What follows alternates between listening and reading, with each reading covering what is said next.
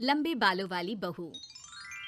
अंजलि ने बचपन से कभी बाल नहीं कटवाए होते, जिस वजह से उसके बाल उसकी हाइट से भी लंबे होते हैं। एक दोपहर उसकी मम्मी अंजलि के बाल बांध रही होती है। सुन, लंबे बाल देखने में तो सबको अच्छे लगते हैं, लेकिन जब इनका ख्याल रखने की बात आती है ना, तो कोई तेरे बालों पर मेहनत नहीं करेगा। कुछ समय बाद ससुराल जाएगी, इसलिए क्यों नहीं इन्हें थोड़ा कटवा ले। कैसी बात कर रही हो मम्मी? आप मेरे साथ मेरे बालों पर मेहनत तो करती ही हो, और चाहे कुछ भी हो जाए, अब मैं अपने बाल नहीं कटवा सकती। और आपको वजह तो पता ही है। अपनी बेटी को इतना खुश देखकर उसकी मम्मी आगे कुछ नहीं बोलती। इसके कुछ महीनों बाद ही अंजलि की उत्कर्ष के साथ शादी हो जाती है। तुम्हारे बाल बहुत अच्छे हैं, मेहनत साफ दिखती है। मतलब तुम भी इन पर मेहनत करने के लिए तैयार हो? अरे मुझे क्या मेहनत करनी होगी, चलो जो भी हो बता देना, गुलाम हाजिर हो जाएगा मैडम। पति की बात सुन अंजलि हंस पड़ती है। दिन बीतने लगते हैं, सब कुछ अच्छा चल रहा होता है, लेकिन सिर्फ उसी दिन तक जब तक सिर धोने की बारी नहीं आती। और वो दिन आते ही अंजलि उत्कर्ष के पास जाती है। सुनिए ना, मैं अकेले हेयर वॉश नहीं कर सकती, प्लीज हेल्प कर दो।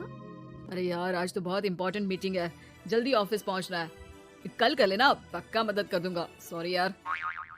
उत्कर्ष वहाँ से चला जाता है, जिसके बाद अंजलि शैम्पू की बोतल लिए सास के पास जाकर उनसे मदद मांगती है। जहाँ अंजलि की बात सुन सास जोर जोर से हंसने लगती है। बावली हो गई है क्या? तेरे बाल धोऊंगी, जब अकेले संभाले नहीं जाते तो इतने लंबे बाल किए ही क्यों? ये कहकर सास भी वहाँ से चली जाती है। अंजलि मन ही मन सोचती है, मम्मी सही बोलती थी, तारीफ सब करेंगे, पर थोड़ी भी मेहनत कोई नहीं करेगा। अब अंजलि खुद ही हेयर वॉश करने बाथरूम में चली जाती है। इस बात को 3 घंटे बीत जाते हैं, लेकिन अंजलि बाथरूम से बाहर नहीं निकलती।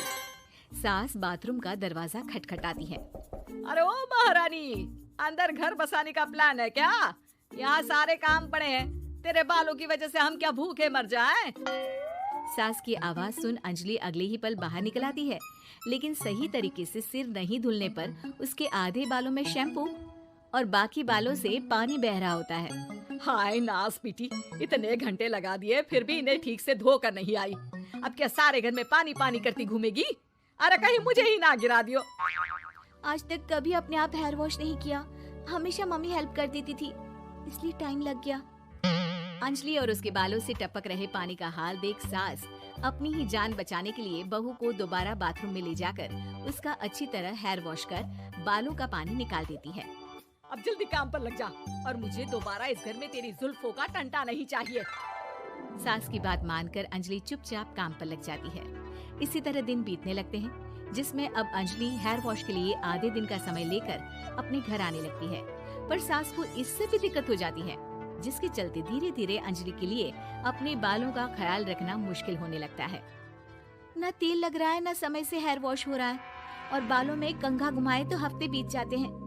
मुझसे अपने बालों की ऐसी दुर्गति देखी नहीं जा रही। इसी तरह दिन और दिनों के साथ महीने बीत जाते हैं, जिसमें अच्छे से ख्याल नहीं रखने की वजह से अब बाल रफ उलझे हुए होने के साथ साथ हेयर फॉल भी शुरू हो जाता है। अब क्या हमें अपने बालों में उलझा कर कूड़े में फेंकने का इरादा है? जहाँ देखो वहीं मैडम के बाल गिरे हुए मिलते हैं। अरे कटवा क्यों नहीं देती इन नासपीटों को? तभी उत्कर्ष वहाँ आ जाता है। अरे कैसी बात कर रही हो माँ, आपके बोले बिना वो सब कुछ कर देती है, और बदले में जब सिर्फ अपने बालों के लिए जरा सी मदद चाहती है तो आप उसे ऐसी बातें सुनाती हो। उत्कर्ष अंजलि को लेकर घर से बाहर निकल जाता है और वो दोनों अंजलि के घर पहुंच जाते हैं। मुझे माफ करना, मैंने वादा किया था लेकिन पूरा नहीं कर पाया। अब तुम जैसा कहोगी मैं वैसा ही करूँगा। अंजलि की मम्मी उन्हें बहुत सारे घरेलू उपाय बताती हैं, जिन्हें अच्छे से समझकर दोनों घर वापस आते हैं और अब मिलकर अंजलि के बालों को ठीक करने के मिशन पर लग जाते हैं। अरे पत्नी की सेवा में तो ऐसे लगा है जैसे इसके बालों में से खजाना निकल आएगा। इसी तरह कुछ महीने बीत जाते हैं और धीरे धीरे अंजलि के बाल पहले जैसे हो जाते हैं। आधा सफर तो कंप्लीट हुआ, अब आधा बचा है। हाँ, कौन सा आधा? मैं समझी नहीं। मम्मी। अब अपनी मम्मी को बहू की कीमत समझाने के लिए पहले उत्कर्ष उनकी सब सहेलियों को घर बुला लेता है और फिर अंजलि को उनके सामने लेकर जाता है, जिसे देख वहाँ बैठी सास की सभी सहेलियों का मुंह खुला का खुला रह जाता है। अरे वाह, तेरी बहू के बाल कितने सुंदर हैं। आज से पहले हमने कभी इन पर ध्यान कैसे नहीं दिया। और वैसे इतने लंबे बाल संभालना सबके बस की बात नहीं, लेकिन तुम्हारी बहू को देखकर लगता है कि ये इसमें प्रो है। वैसे बहू, लंबे बाल देवी के भी होते हैं और चुड़ैल के भी, इसलिए अपने अंतर्मन में कभी कुछ बुरा मत आने देना और इस घर के लिए लक्ष्मी का रूप बनना। अरे किस बात की, घर की आधी लक्ष्मी तो ये इन्हीं जुल्फों पर खर्चा कर देती है। सास की इस बात पर अंजलि तुरंत पैसे ले जाकर सास के हाथ में रख देती है। अब मुझे सबके सामने नीचा दिखाने के लिए पैसे दे रही है क्या? नहीं मम्मी जी, पैसे आपको इसलिए दिए हैं क्योंकि ये उन्हीं बालों की कमाई है जिन्हें आप रात दिन कोसती रहती हैं। अगर आप वो सब नहीं करती तो मेरे बाल खराब नहीं होते और ना ही मैं ये पैसे कमा पाती। हाँ? क्या मतलब है? कहना क्या चाहती हो?